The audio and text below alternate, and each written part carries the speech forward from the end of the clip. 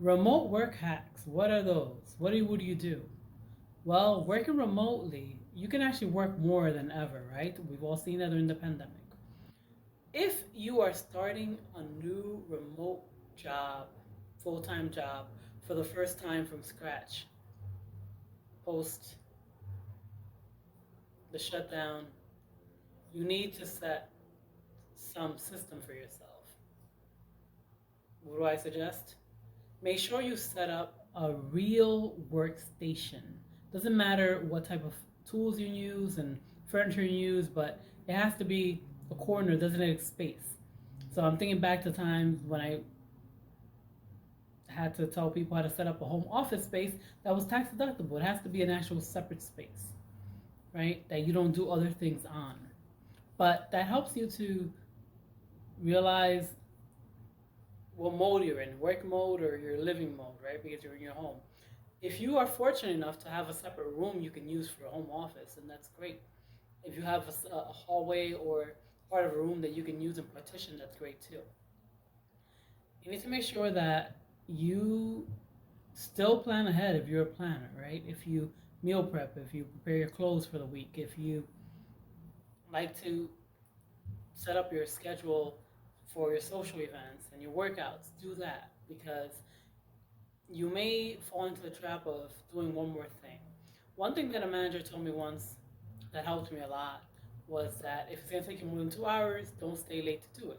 Well, you're home working, but you still have to have those type of boundaries with yourself because you can't just work every day extra hours and then be tired the next day. It all adds up and takes a toll because you're not really switching scenery, you're not switching spaces. Making sure that you take your breaks is very important. Stretching in your seat, maybe using a standing desk for a period of time, making sure that if you do use a standing desk, you have some type of floor mat or something and that you're using proper shoes. Uh, Working barefoot may not work very well if you have flat feet or whatever the case may be, or hardwood floors. You don't want to cause joint pain to yourself because you're working from home. Making sure you have the screens that you need and the printers and the scanners that you need, and having separate devices for work and for personal is important because if you had a job that didn't provide you with tools during the pandemic and you used your personal devices and they fried up and no one is replacing them for you, all hypothetical, right? So you have to make sure you have separate devices, and also having these separate devices helps you to switch your mind, right? You want to make sure you understand when you're working, when you're not. You don't want to be feeling like you're working 24/7 because you're not a robot. Decorations, right? When you have an actual office in your at your employer, you would bring something in, right? A picture, something for your wall, something for your desk. So do that. Have things, your trinkets, your pictures of your special moments. Have those on your desk or hang them up where you can see them.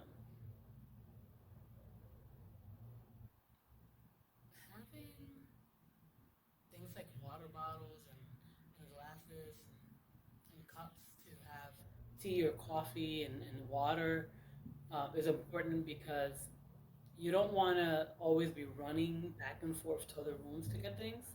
You want to make sure that if you feel your throat drying up while you're in a call, that you're able to drink something as needed, that you have your beverages that you normally drink while you're at work, that you have those things present. You want to make sure you are present when you're working, right? You don't want to ever feel as though you're just home and you're working. Like you want to make sure that your mind feels like you're working. Otherwise, it feels like you brought work home, but you're working from home. So playing those mind tricks with yourself and figuring out what works for you as you work from home, and letting everyone know that you are working, that you're not home on vacation or available for them to drop by whenever they feel like it, whether that's your neighbors or your your family or your friends, because people need to get used to it, right? You're not there to babysit someone who because someone's child care fell through, right? Like if your niece and your nephew can't come over to your house if they don't live there, or your parent can expect you to run an errand for them when you're supposed to be working. You don't want to. You want to have flexibility in your remote work, but you need to have accountability for your time. So you shouldn't be taking 3 hour lunches. If you are taking extended breaks, you need to make up that time. You need to be someone that can be relied on. You need to be someone who really is completing the work, getting it done. You need to be someone who is communicative, right? You need to let people know where you are and when they can access you and how they can access you. And speaking of access, right, you need to make sure you set boundaries. If you know that you don't like people calling you at all hours of night, um, be careful of giving out your personal number to your colleagues. Use your virtual meeting applications to meet with people. Use the messaging platforms that your employer gives you. Turn yourself from available to non-available when your hours are off, right? You don't want to be sitting at dinner and getting frazzled. Unless you're like in the medical industry where lives depend on you and you have to be accessible to save lives or to make sure people don't suffer physically, you should be able to step away from your work for some hours, right? For the evening, right? Like, don't get me wrong, right? If you ever have a client or a colleague who has a pressing situation, you should be able to have the flexibility to be available, but that should not be the norm. You should not be in the business of putting out fires when you're working remotely, because as it is, you probably have a lot of meetings just to keep current with your team and with your clients. So adding more meetings and not having any downtime to let your brain breathe and to let you actually go ahead and rest is not going to work long term. So make sure that you find what works for you and you make it the norm and you reassess it to make sure that it's still working for you and that you don't feel guilty about not being available to people, whether it's to your colleagues at 10 p.m. or your people in your personal life while you're supposed to be working. And of course, there are exceptions, but you can't be distracted all day.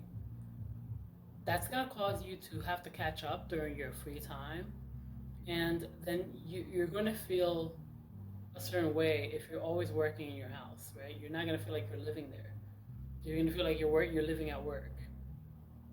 You want to create a life that you don't need a vacation from, but you still need to go on vacation. So setting yourself up for success physically and mentally in your home for remote work is very important. And it may take some time, but you'll find what works for you. But make sure that you do make it work. You don't have to have a whole room, like I said. It has to be a designated space that you can work uninterrupted, that within reason, of course, because life happens and things happen. But make it work for you and make work work and curate your best life.